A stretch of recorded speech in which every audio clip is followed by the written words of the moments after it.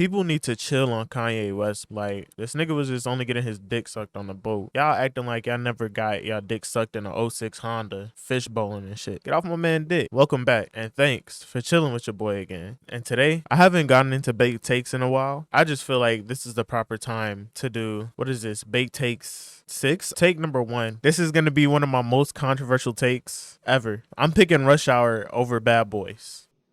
Bitch, if you don't shut your motherfucking ass up.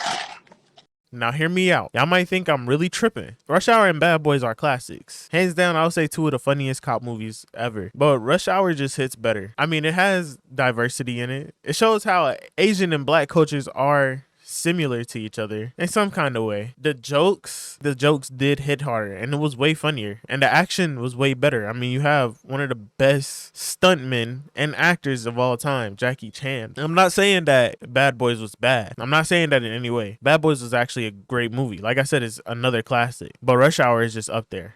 I think the Rush Hour trilogy is just way better, and it runs like way smoother too. That duo of Carter and Lee was just better than Martin Lawrence and Will Smith. I feel like Will Smith in those movies wasn't funny at all. I just don't find Will Smith really funny. I think that's my problem. Take number 2. I feel like this take here, I just don't know how to feel about it. Mid ugly niggas pull, but that's not the take. They be pulling baddies for sure. I don't understand it though. It's just more of a why question. I seen that ugly niggas is just pulling more as well. Like, why is Brittany Renner all on top of Charleston White? What the fuck was that about? That shit was mad nasty. It just seemed nasty. It just seemed real dirty. That was just crazy. And this is making me lose the point that I was just talking about. I do understand in a slight of sense. Now, mind you, I did pull my fair share of baddies, but I'm a baddie fumbler. Like, I heard people explain the point before. It's just like when he leaves you for somebody else, I guess it doesn't hurt as much. Or like, he can't pull better than you. But isn't that just like rhetorical in a sense where he'll have the confidence to pull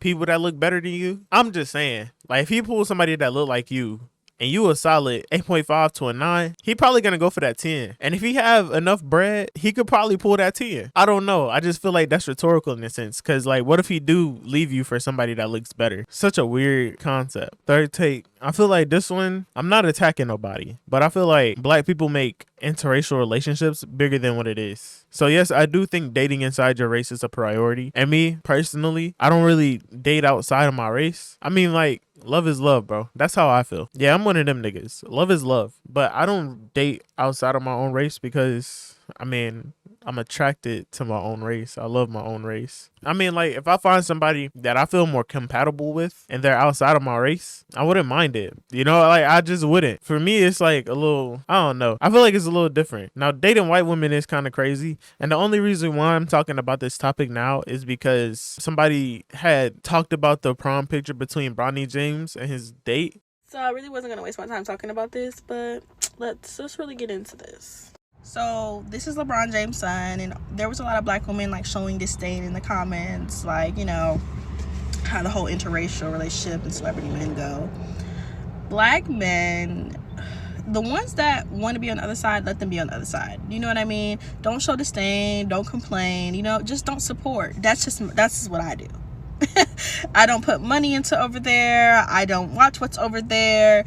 As soon as I find out a black man is, you know, not fighting for the people, and he's over there and he thinks that's better, we adjust.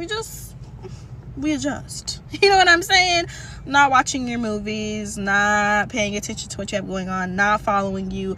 I wouldn't have even seen the dang post if it wasn't for Twitter blowing it up. But it's just that we as black women have to learn how to spend our dollars with men that love us, how to support the people that love us.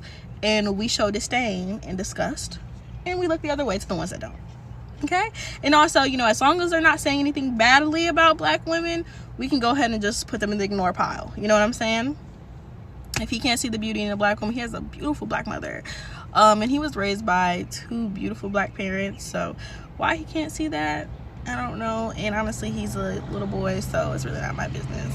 you don't have to be that one person that like shuns away from opportunities. That be like, oh, I only date, you know, black women. Yeah, you guys have a good relationship. You get what I'm coming from? Like, I feel like that's just kind of weird. Just closing ourselves off. I love my own race, so I date inside of my own race. If I did find somebody that is outside of my race, then cool. I ain't gonna be tripping. Like, it's nothing crazy. But I feel like people do really blow it up more than what it is. Like, come on now. It's not that big of a deal. Like, let the man live, bro. I would say this too. He's not an Uncle Ruckus ass nigga. Like, that doesn't mean he doesn't care about the black community because he's not dating inside of his own race. I feel like people just take that wildly. Like, that's kind of crazy to actually think about. Like, that doesn't mean he hates his own women or anything. No, he just probably have a better relationship with her than the girl that was inside his own race that he was talking to. You don't know, bro. You just don't know.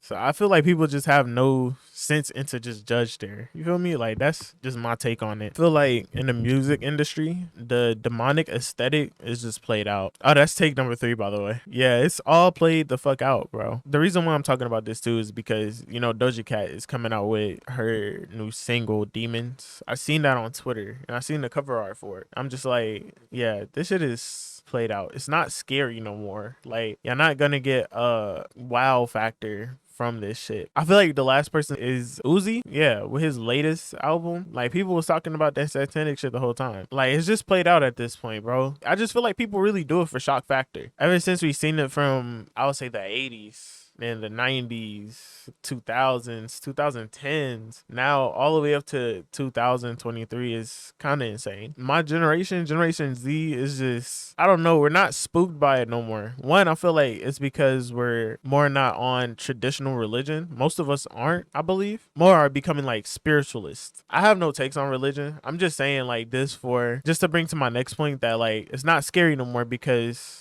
less people is believing in Satan and Christianity and shit. That's the whole thing about it. Like, you're not scaring anybody by doing it. You're not getting a real wow factor out of it. It's just a waste of an aesthetic, bro. Like, we should just pack it up, put it in a box, throw it in the Hall of Fame or some shit. You know, like, retire that jersey. Let's give it up because let's find something new, bro. Take number 4. I don't know if you've seen on Twitter. It was a track and field runner. He's the fastest track and field runner in the world right now, and he was talking about world championships and how NBA players aren't world champions, and like people now saying domestic leagues you can't be a world champion. But I feel like in the exception of the NBA, NFL, and MLB, you can be a world champion. Why, you say? Because those are the best leagues in the world. Everybody plays in the MLB. People come from Cuba, Japan, India, everywhere to play baseball in the MLB. I just feel like this, right? If a team wins in the NBA, they're the best team in the world because no other league matches up to the NBA. Like, put it in this way. Dwight Howard played for the Lakers. He won 1 ring. Barely did anything on that team. The assest you'll ever see Dwight Howard is on that Lakers team. Now, you stick that man in Taiwan. He's averaging like 35 points,